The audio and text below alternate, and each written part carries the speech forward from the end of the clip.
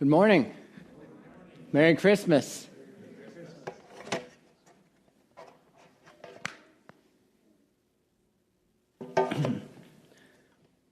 Luke chapter 2, verses 10 through 12.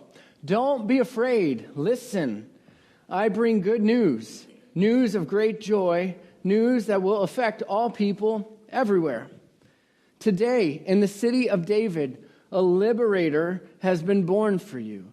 He is the promised anointed one, the supreme authority, and you will know you have found him when you see a baby wrapped in a blanket, lying in a feeding trough.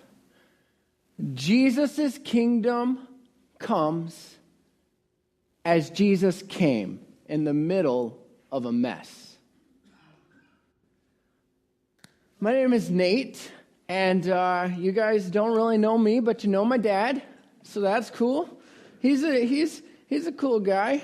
If you would, and you may have guessed it, we are going to be spending time in Luke chapter 2, so you can turn there. You can turn on your Bibles, or you can open them, whatever your choice there. But Luke chapter 2, I'm honored to preach at East Madison this morning. It's a joy. And I thought, we might as well share a little Bob Ray Christmas story for you guys to get us started. And so I tell you, every Christmas that we celebrate together as a family, my dad, before we open gifts and do a gift exchange, we always read the Christmas story. And I cannot remember Dad ever, in recent years, I can't remember Dad being able to read it without shedding a tear. There's always tears. Because this story is the most beautiful, best story in the world. And so that is your pastor, which I'm thankful that he's here. And I'm thankful he's my dad. Woo! Wave of emotion. Let's keep going. My goal this morning is to take the sentimental Snuggie off of the Christmas story. And to paint the age-old story with fresh paint and in fresh light on a fresh canvas. Because a lot of times this can just be nostalgia central. It can just be the story that makes us feel nice and cozy on the inside. And we think about Linus quoting it on the stage, telling Charlie Brown, "What's up?" And that's not necessarily wrong, but I want us to get it anew, as if we were reading it the first time. So, most of the time, preachers do not have the opportunity to manhandle infants as part of their Christmas sermons. But if it's their own kid, they can do whatever they want. And so my kid is 2 months old, not quite a baby, but still pretty stinking young. And so she's going to be doing just fine. And if she cries, great. Because that'll give us, I want it to feel like this Christmas story, it's interruptive. It's different. Things didn't go as planned. And so it's going to be okay if we have a crying baby this morning. It'll also be okay if you sleep the whole time too. But I think a lot of us are just used to the cadence and the familiarity of the story. And so to shake things up, not only do I plan on trying to give us a fresh understanding, but I've chosen a translation of the Bible to use this morning called The Voice. I just want to mix it up.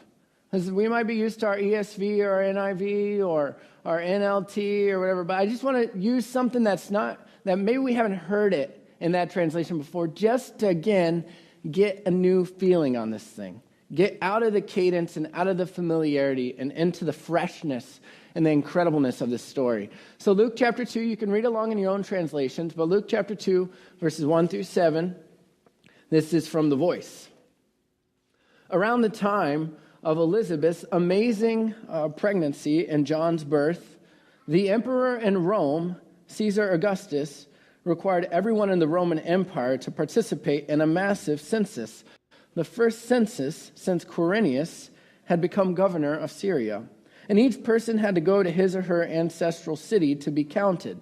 And The Voice gives us a little bracketed commentary that I've included on the screen, and you guys can read it along there, but I'm going to read it because I think this is important. This political background isn't incidental, it's crucial to the story. Conquering nations in the ancient world work in various ways. Some brutally destroy and plunder the nations they conquer. Some conquer people as slaves or servants. But other empires allow the people to remain in their land and work as before, but with one major change. The conquered people have to pay taxes to their rulers. The purpose of a census, like the one Luke describes, is to be sure that everyone is appropriately taxed and knows who's in charge. The purpose of the census is to remind the Jewish people Rome is still in charge here. You guys are still under the oppressive thumb of big boy Rome. So deal with it. That's the purpose of the census here. Let's keep reading. Mary's fiance Joseph from Nazareth in Galilee had to participate in the census in the same way everyone else did. Because he was a descendant of King David, his ancestral city was Bethlehem, David's birthplace. So Mary, who was now late in her pregnancy, that the messenger Gabriel had predicted, accompanied Joseph. And while in Bethlehem, she went into labor and gave birth to her firstborn son. And she wrapped the baby in a blanket and laid him in a feeding trough because the inn had no room for them. On March 18th of 2015, I arrived home from a week-long mission trip that I went on with my church, and Robin had prepared a card for me. And she hands it to me. And I open the card. Well, I see the card, and it says, "Bet you're feeling proud and glad." And I knew a word that rhymes with glad. And so I open the card, and it says that soon you'll be a brand new dad. And it is on that day that I found out that we were going to be parents for the first time. Found out that Robin had already been to the doctor. And at the doctor, they gave us a due date of November 25th. And so once you know your baby's due date, you begin to prepare. And so we began to prepare. And in June 2015, I began to prepare by beginning our basement bedroom remodeling project. A lot of blood, sweat, tears, and, if I'm honest, cuss words went into that basement bedroom remodel project. In October 2015, we began to prepare for the birth of our first child by taking classes, baby classes. We took 3 classes preparing for childbirth. We took a class for infant CPR. We took a class, we took a class for breastfeeding. I bet I can tell you a lot about breastfeeding. And on November 11th, if you're keeping track, our due date was November 25th. So on November 11th, we go in for our 38-week appointment, and our doctor says, "That baby's right there." And she says something about if something's leaking or something, your baby's coming today. And we looked at Robin said, "Today?" And she looked at me, and my resting heart rate's like around 70, 75, and I think it like shot up to 160, and I said, "Today?" And prepared or not, we realized this baby was coming soon. I finished the basement bedroom that night in time for my mother-in-law, who changed her flight for the next day. And on Friday, November 13th at 3:09 a.m., what followed were the most traumatic 4 minutes of my entire life. And I did say my life. So let me back up and explain something for a moment. I'm going to be telling the birth story of our little one, Mina, because her birth story at least gets us a little closer to maybe where we're going today with Mary and Joe versus Tacy's birth story. Our first child and our second child birth stories were quite different. Our first child, Robin did this whole thing unmedicated. What a boss. And the second time, that was our desire, but some stuff out of our control. She ended up having an epidural. So the first pregnancy was terror, fear-filled. And the second childbirth experience, Robin says when she's dilated to 10, she says, "We should have brought a deck of cards." And so it just but because Mina is 2, and because Tacey is little, like Jesus would have been, Tacey gets to be the prop for this sermon. Thank you, Tacey. At 1 a.m., our labor begins. Robin's labor begins. She starts having contractions. And at 3:03 a.m., she has 3 successive contractions that are right on top of each other that like buckle her to the ground. And she was on this birthing bob. She was doing her thing. And she sort of kind of holds herself up on the bed. And she says, I can't not push. And then she looks at me and the nurse and she says, I want the drugs. And I turn to the nurse and I say, give her the drugs. And the nurse says, get her on the table. And so we get her on the table. And I'm like, Robin has a look of total fear, like sheer terror. And she's screaming at decibel levels I did not know were humanly possible. And so this is unknown. She's never done this before. This was scary. I was freaking out on the inside, but because the nurses were cool as cats, I knew things were going to be okay. If they weren't cool as cats, I would have lost it. And so I'm trying to keep it together for her. And Robin says she knew that we were close to having Mina when she saw me crying. And the emotions of the moment, like the total, like I can't even explain the total fear and terror exuding from Robin and penetrating my very soul, that happening, as well as this mix of intensity and beauty and heartache, and your heart is full. And then it was to that point in time as the craziest, most emotional, intense, beautiful moment of my life. And Wilhelmina Noel Ray enters into the world at 8 pounds, 13 ounces. I told you her mom was a rock star. And when Mina took her first breath, she threw her fist in the air. But here's the thing. In the middle of the fear and the terror, I never felt unsafe. I never felt unsafe. I felt like the hospital was filled with nurses and doctors who knew what they were doing. I felt like Robin's mom and my parents were just down the hall. But I never felt unsafe. But there's nothing that can prepare you completely for birth. Until you've done it, you haven't done it, and you don't know what it's like. And so I wonder what it felt for Mary and Joseph, right? Because I am working under the assumption that they had somewhat of a plan in place, right? They were doing their own sort of preparing, and all of a sudden, there's this census. I bet you anything they were not preparing to be doing any back-breaking travel late in Mary's pregnancy. Nazareth to Bethlehem is a 3-hour drive. Right? A drive. And yet they have to walk this, journey this together. I bet you anything they were not preparing for doing any back-breaking travel. And I bet you anything they weren't preparing to have little sweet baby Jesus on the road. I bet they were getting home ready. I bet they were getting their house ready. I bet they were getting their family ready. And yet here they're away from home. They're away from the familiar. And then here's another couple crazy things. The infant mortality rate in the first century is 30%. So 3 out of every 10 infants don't make it. So you got that going on in your mind. And then you got the mother mortality rate. And I don't know what that is, but there is an honest fear going on here, I think in Mary, that's like, I don't know if I'm going to make it here.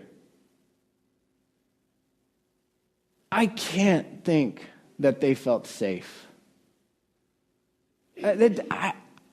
I felt safe. I can't imagine they felt safe in this moment. And just, I know this might feel too much, but I want us to get this story fresh. Mary doesn't have a doctor to stitch her up afterwards. Right? There's a very real fear of her bleeding out, of her losing her life, of this maybe being her last moment. And now I can hear Mary's screams during birth. I can hear the fear. I can imagine the terror. I can imagine her wishing there were drugs. I can imagine her as she's birthing thinking, it wasn't supposed to be this way. I was supposed to be home. I was supposed to be around family. And we're here. We're stuck in Bethlehem, away from family. We don't even have a decent housing situation. We're here among animals. I can imagine her feeling like this is Caesar's fault. This is Rome's fault that we're here. I cannot imagine this being a silent, serene night. I love that song. I will sing it. I will feel it. But this is not a silent night. And guess who, after he's born, 3 hours later, no matter how mom's feeling, no matter how much in recovery or not in recovery she is, guess who's going to need to eat in 3 hours? Jesus.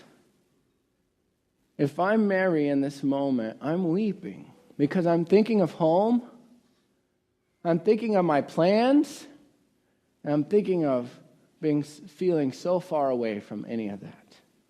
Jesus was born in the middle of a mess. Let's keep going. Luke chapter 2, we're going to pick up in verse 8. Nearby in the fields outside of Bethlehem, a group of shepherds were guarding their flocks from predators in the darkness of the night. Suddenly, a message of the Lord stood in front of them, and the darkness was replaced by a glorious light, the shining light of God's glory. And they were terrified. The messenger said, "Don't be afraid. Listen, I bring good news, news of great joy, news that will affect all people everywhere. Today in the city of David, a liberator has been born for you. He is the promised anointed one, the supreme authority. You will know you have found him when you see a baby wrapped in a blanket, lying in a feeding trough." And at that moment, the first heavenly messenger was joined by thousands of other messengers, a vast heavenly choir, and they praised God. The heavenly choir sang, "To the highest heights of the universe, glory to God. And on earth, peace among all people who bring pleasure to God." And as soon as the heavenly messengers disappeared into heaven, the shepherds were buzzing with conversation. And the shepherds said, "Let's rush down to Bethlehem. Right now, let's see what's happening. Let's experience what the Lord has told us about." So they ran into town, and eventually they found Mary and Joseph and the baby lying in the feeding trough. And after they saw the baby, they spread the story of what they had experienced and what had been said to them about this child. And everyone who heard the story couldn't stop thinking about its meaning. And Mary, too, pondered all these events, treasuring each memory in her heart. The shepherds returned to their flocks, praising God for all they had seen and heard, and they glorified God for the way the experience had unfolded, just as the heavenly messenger had predicted. Sometimes I think when we think about the shepherds' arrival later that night, we also picture a serene, quiet, quaint little scene. Like the shepherds arrive, and they see Mary and Joseph and baby Jesus, him just all cuddled up in his swaddling clothes, and they coo and they caw. Oh, how sweet. I just can't imagine that's how it happened. I feel like they would get there, and Mary and Joseph and Jesus would be there, and Joseph would think, "Thank God someone's here to help." And then say, hey guys, I'm glad you're here. Can you clean this up? My wife, she's in pretty rough shape right now. I need some help. Jesus, our baby, is lying in the manger, and we need someone to keep the animals at bay so they don't eat out of the place they're normally eating, and so they don't eat our kid. And so can you just, I imagine this to be a chaotic, like, put people to work type of situation. Here's the thing about shepherds. Sanitary? No way. No way. Shepherds were dirty. They were smelly. They were put on the outskirts of society. There's a time and a place in the story of the scriptures where shepherds had a pretty sweet gig. Psalm 23, "The Lord is my shepherd, I shall not want." David was a shepherd. Shepherd was a pretty cool job at one time. By the first century, not the case. By the first century, shepherds were pushed to the margins of society. The Jewish Talmud, which is a collection of Jewish writings around the 2nd century, 1st century, just around a little after the time of Jesus. There's some quotes in the Talmud that say if a shepherd falls into a pit, you're not obligated to save him. Right? Like the shepherds their testimony was not admissible in a court of law. These guys were in rough shape. They were outcast. But I bet for Mary and Joseph, I bet none of that mattered because some people were there to help. Jesus was born in the middle of a mess. And I have a significant question for us to ponder. You ever wonder who God first revealed the birth of his son to? It wasn't presidents. It wasn't kings in high places. It wasn't the religiously pious and the religiously elite. It wasn't those who had sort of earned their way and God said, here you go, you earned it. It was to the shepherds. It was to the lowest of the low. It was to the outcast. It was to the guys who were worthless in the eyes of the rest of the society. And God said, hey, I got some news for you guys. It was to those who needed the good news. So, after Mina, and then after Casey was born, 2 days later, we go home. And going home after your first baby is a really steep learning curve. You got to learn. I never changed a diaper in my life till I changed all bunches of her diapers now. But if you're a mom, you learn how to feed the baby. We had family in town. My mother-in-law was in town for a couple weeks. My mom was helpful. We had a house. We had a basement room that could host our family. We got to learn how to care for our baby at home. But going home for Mary and Joseph and baby Jesus, it wasn't 2 days later. I don't know how quickly things heal up then, but without the medical resources that we have now, I can only imagine. And Matthew, in his gospel, lets us know about this paranoid Jewish king named Herod, who is so paranoid at the thought of a loss. I got you. Who is so paranoid at the thought of a loss of his power that he's willing to kill off his own family members. Like, he is paranoid to the point of Kim Jong-un. Right? That is his level of paranoia. He would kill family to protect his position. And now his plan is to kill all the little boys in Bethlehem. So Joseph is warned in a dream, and they don't go home. They go farther away from home.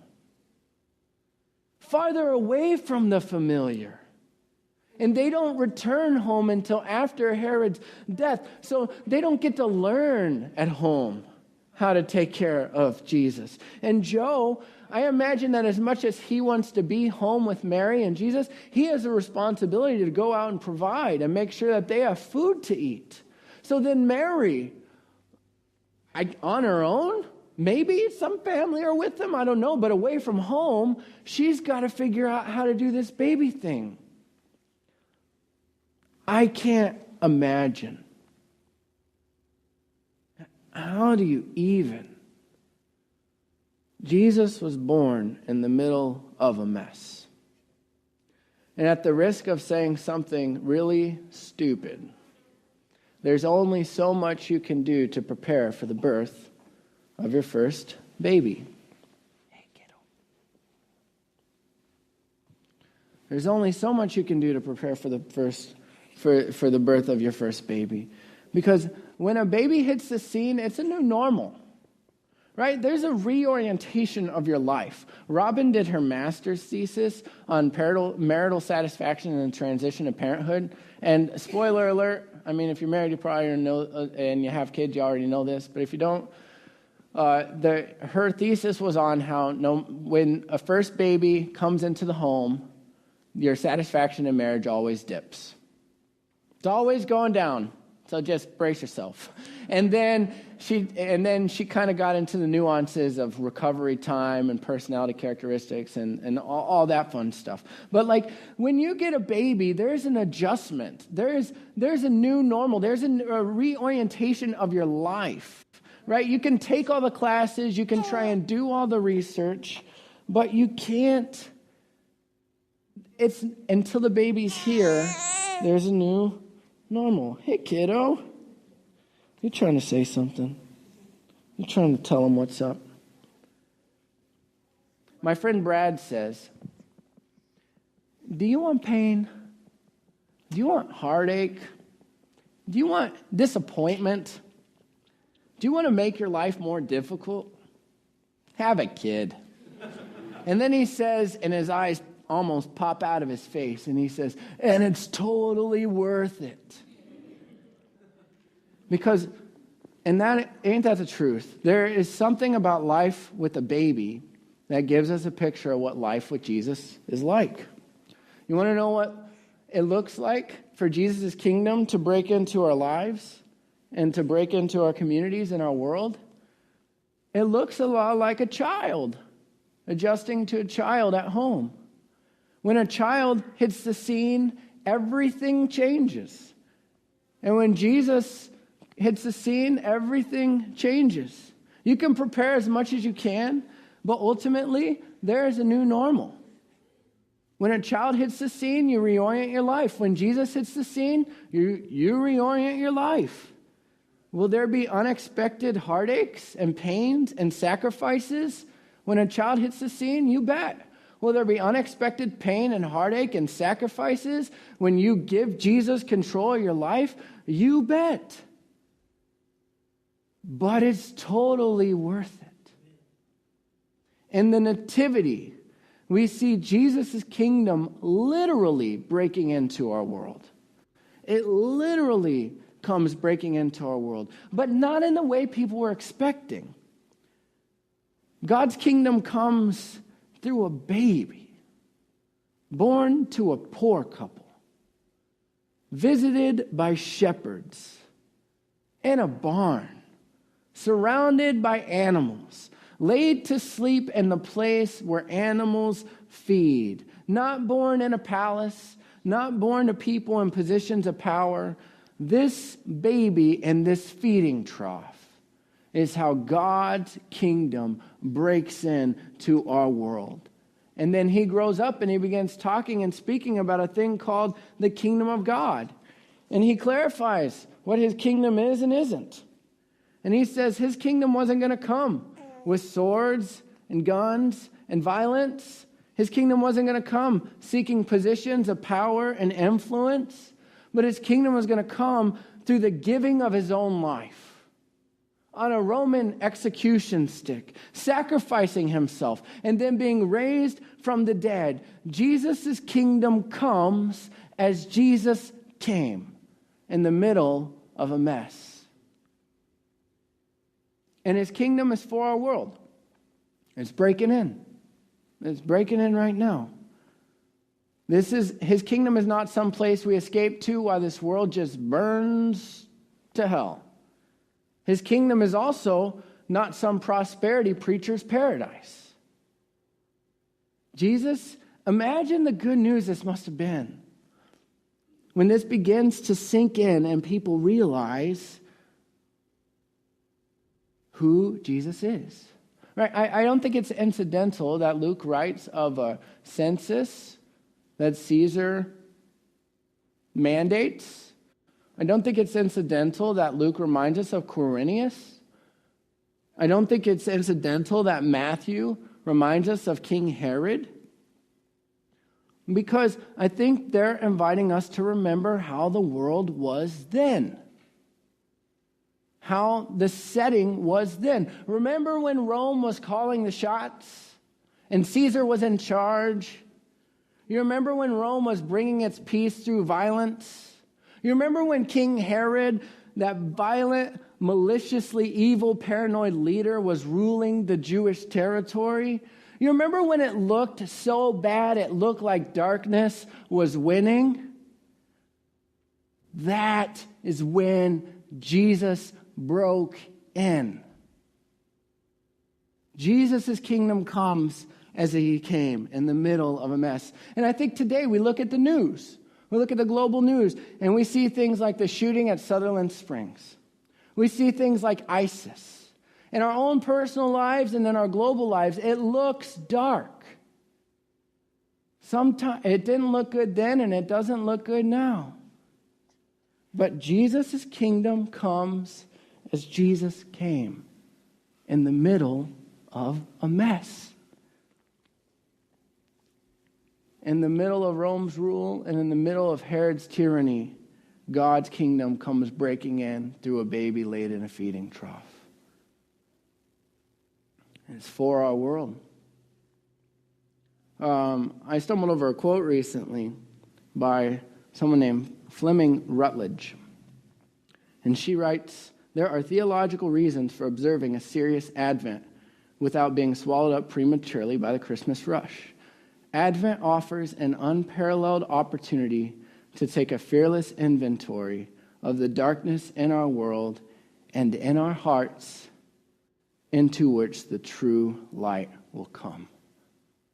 The true light will come and has come into the darkness of our world, but the true light needs to break into the darkness of our hearts. Jesus' kingdom is for you. For you. Luke 2:10.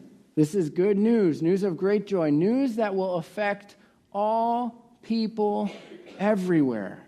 This is news for all people. In the Nativity, what do we learn? In the Nativity, we learn God is not a God who keeps his distance, waiting for people to clean things up.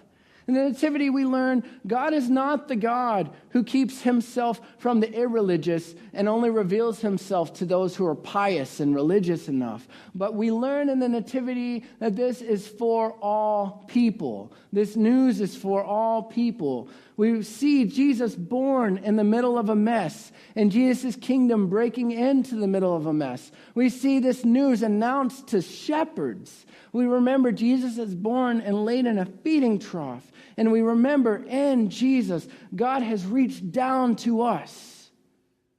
We who ourselves we're unable to reach up to him. And Jesus reconnects us with God. And Jesus' invitation is for us all. So responding to the invitation of Jesus and his kingdom begins with us confessing our need for Jesus, which means preparing for our new normal, which you can't really prepare for. There's a new normal, a new orientation, just like when a baby comes. Will there be pain? Will there be heartache? Will life become more difficult? Will there be adjusting? Will there be sacrifice? Yes. But it's totally worth it. Matthew reminds us in his gospel. He writes, she will give birth to a son. This is an angel's announcement. She will give birth to a son, and you are to give him the name Jesus, because he will save his people from their sins. This is for you. All this took place to fulfill what the Lord had said through the prophet. The virgin will conceive and give birth to a son, and they will call him Emmanuel, which means God with us. It doesn't mean God will keep his distance until his people get their sin stuff sorted out.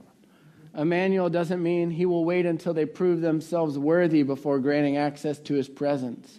Emmanuel doesn't mean God far from us. Emmanuel means he will save his people from their sins. It means God is with us in the middle of a mess. When we look at the Nativity is not just descriptive of Jesus' birth. The Nativity is a picture of the way of Jesus. The Nativity is a picture of the way Jesus' kingdom breaks into our lives. The Nativity is a picture of the way Jesus' kingdom breaks into our world. The Nativity pictures God's very methods. It's not just, yeah, baby. It's not just serendipitous that this happens to be how Jesus was born. This is God's chosen entry point into our world. And when you look at Jesus' life and ministry, and then you look at the ministry of his earliest followers, you see this is the gospel story. God plops right down in the middle of our mess, the mess of our world, and the mess of our lives. And when a darkness looks like it's won the day, and when the powers seem their most powerful, and when hope seems farthest away, light enters. Unexpected, unnoticed by most of the people in the area, except for those on the margins of society. Light enters, born to poor parents. Light enters in a place where no respectable child should be laid. His name is Jesus, and he changed and is changing the world. In Jesus was life. And that life was the light to all mankind. That light shines in the darkness, and the darkness has not, will not, cannot, will never overcome it. This is the good news of our gospel. Let's pray. Jesus, we thank you for how your birth story reminds us so many things about who you are and what you've come to do.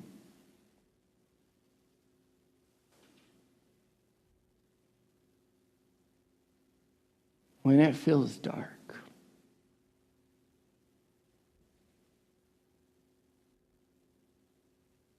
in you was life, and that life was a light to all mankind. Thank you that your light always overcomes our darkness.